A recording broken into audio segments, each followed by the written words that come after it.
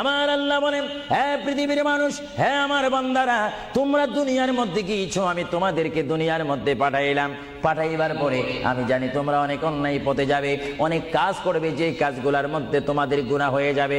হ্যাঁ বান্দা, তোমরা গুনাহ করবে তাও আমি ভালো মতো জানি, তোমরা পাপ করবে তাও আমি ভালো মতো জানি। বান্দারে, পাপ করার পরে, গুনাহ করার পরে একাই কি মসজিদের মধ্যে তোমরা কেঁদেছো, রব্বানা যালামনা, বলেন রব্বানা যালামনা আনফুসানা ওয়া ইল্লাম তাগফির লানা ওয়া তারহামনা লানাকুনান্না মিনাল খাসিরিন বলে বলে মসজিদে কেঁদেছো, আসরের নামাজ পড়ে কেঁদেছো, যোহরের নামাজ পড়ে কেঁদেছো, মাগরিবের পড়ে কেঁদেছো, এশার নামাজ পড়ে কেঁদেছো। বান্দা, নামাজের মুসল্লা যখন বসে যাও, আমি আল্লাহকে তোমরা বারবার বল, আল্লাহ আমার গুনাহ মাফ করে দাও।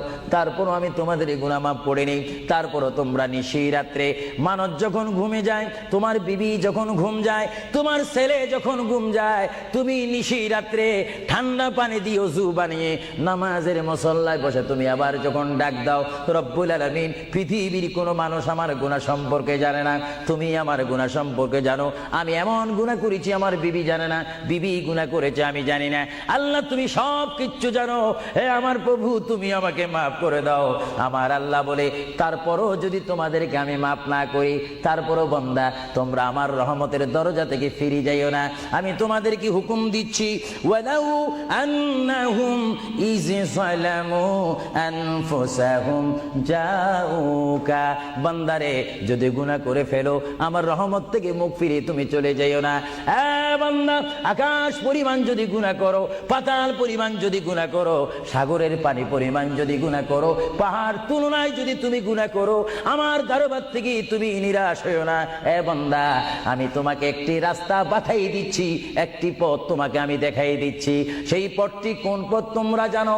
ওয়ালাউ আন্নাহুম ইয যালামু আনফুসাহুম জাউকা, বান্দারে, যখন তোমরা বরবাদ হয়ে যাবে, তখন তোমাদেরকে একটা পথ আমি তোমাদেরকে দেখাই দিলাম।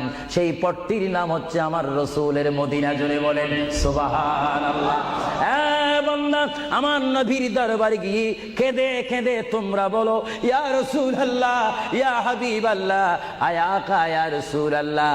আল্লাহ কোরআনে বলেছে, ওয়ালাউ আন্নাহুম ইয যালামু আনফুসাহুম জাউকা ফাস্তাগফিরুল্লাহ ওয়াস্তাগফারা লাহুমুর রাসূল। আল্লাহ বলেছে, হে বান্দা, তোমরা ডানে না গিয়ে, বামে না গিয়ে, পিছে না গিয়ে, তোমরা সরাসরি আমার নবীর কদমে চলে যাও। আমার নবীর কদমে গিয়ে আমি আল্লাহর দরবারে তোমরা তওবা করো।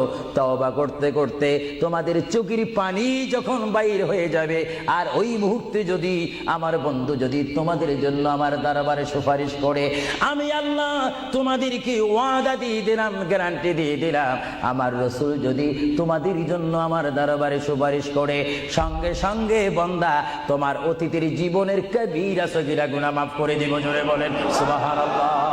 আরো জোরে বলেন। আমার আপনার গুনাহ মাফ করার জন্য রাসূলুল্লাহর দরবারে যাওয়ার দরকার আছে কিনা? চিৎকার জীবন আছে কিনা? এটা